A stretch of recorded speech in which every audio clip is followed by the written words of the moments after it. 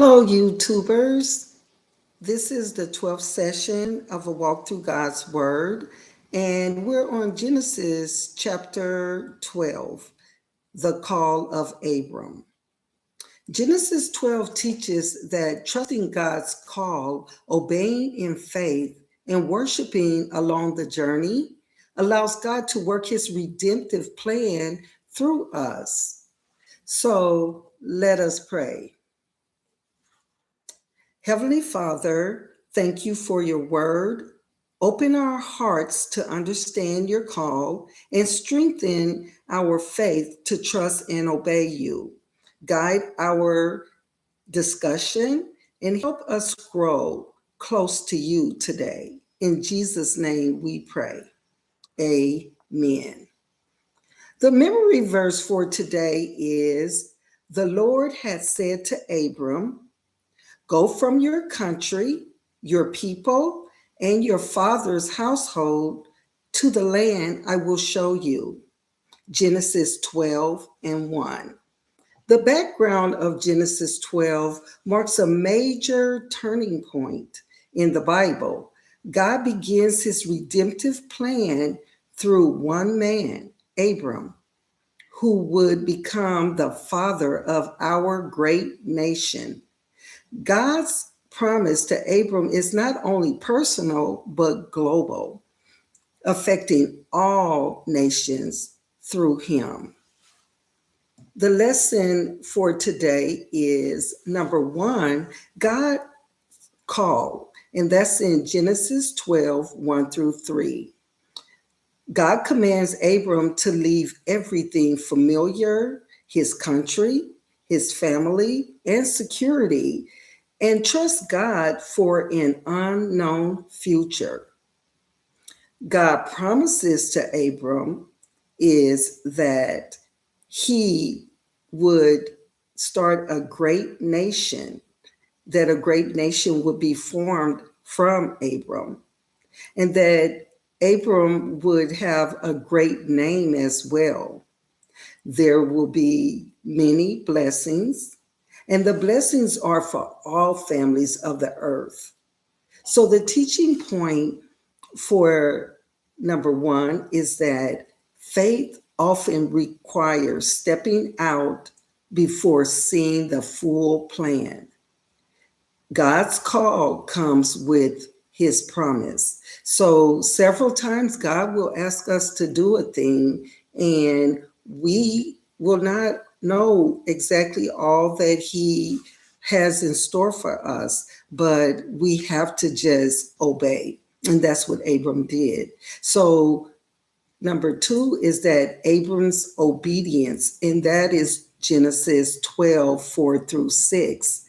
Abram obeys immediately, even though he is 75 years old and childless. He does exactly what God commands him to do. And the teaching point behind that is that true faith responds with obedience, even when circumstances seem uncertain or impossible. The next one is number three, worship in God's presence. Genesis 12, 7 through 9. Abram builds altars to the Lord wherever God appears to him. Worship becomes part of Abram's journey. So as Abram journeys from his father's household and starts out as God had called him to do, anytime he felt God's presence or God's being close to him, he would build an altar to God to worship him. And this teaching point is that when we follow God, worship keeps us grounded and reminds us of God's faithfulness. The key points to Genesis 12 are that God initiates the call. God chooses Abram and calls him to leave his comfort zone. God's plan begins with his initiative, not Abram's request. So several times we will pray to God, I want this, can I have that or whatever? But God initiated this. Abram didn't ask to be taken from his household. God initiated it, but in it, he gave Abram a great name. Number two is that faith requires obedience. Abram obeys God without knowing the destination. Faith means trusting God's word even when details are unclear. A lot of times we don't want to do things unless we know the end results of a thing. But when it comes to having faith, we have to just know that God's promise are sure. So God's promises are personal and global, and that's number three. God promises Abram land, descendants, and blessing. And remember, Abram was without child. He was childless, but God promises him descendants, but also declares that all nations will be blessed through him. So there are a number of things that God asks us to do, and we think it's all about us. But the blessings flow from us to other people if we would only obey. Number four, leaving brings blessing. Abram had to leave behind security in order to receive God's greater purpose. So when we obey God's voice and do what he asks us to do, then there is purpose behind that. Number five, God reveals himself along the journey. So God appears to Abram after he steps out in obedience, showing that revelation often follows faith. So when God asks us to do something and we decide to obey, once God sees that we're obeying, he will reveal himself to us and help us along the way on the journey that he has started us on. Number six, worship marks a life of faith. Abram builds altars wherever he goes, showing gratitude, dependence, and relationship with God. So as we go along our journey, when we do obey and God reveals himself to us and let us know his plan more and more, the thing is for us to worship him along the journey and not just say, okay, I see what's going on, and then just forget about worshiping God. He wants us to worship him. Number seven, God's plan points to Christ. The promise that all families of the earth will be blessed ultimately points to Jesus Christ. And we know that Jesus died and bled and rose again with all power in his hand so that we could all have a right to the abundant life. But we have to choose that. It isn't just given unto us. So Jesus in his selfless act does allow us all to live the abundant life.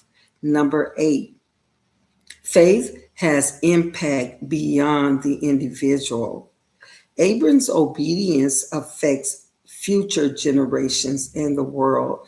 This wasn't about Abram, and it's not about us. When God asks us to do a thing, he has many blessings for many people. It's not that he will just bless us, but other people along the way. So we have to remember that it's not about us, it's about God.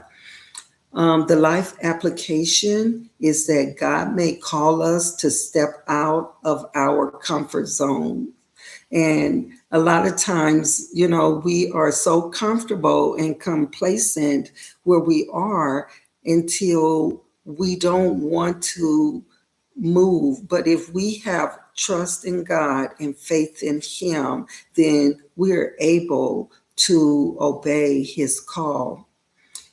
Obedience opens the door to God's blessing. So once we do decide to be obedient and to follow his call, that brings about blessing. And once again, not just for us, but for others as well.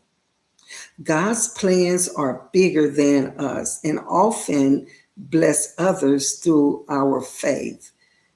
We are small minded. We think it's we're looking for what's in it for me or whatever, but God's thoughts are not our thoughts, and he shared that in his word, and he is looking for us to obey him, and then we can see the bigger picture and the bigger blessings that he has for us. And lastly, worship should be a continual response to God's guidance. God is guiding us through life. And as we go on our journey throughout life, we need to remember to worship him in whichever way that we do. We know that Abram worshiped him by building altars, but we can worship him through song, through dance, through a number of things, our time, our tithe, a number of ways that we can worship the Lord. So think about how you can worship the Lord on your journey through life. And what have you learned through Genesis 12?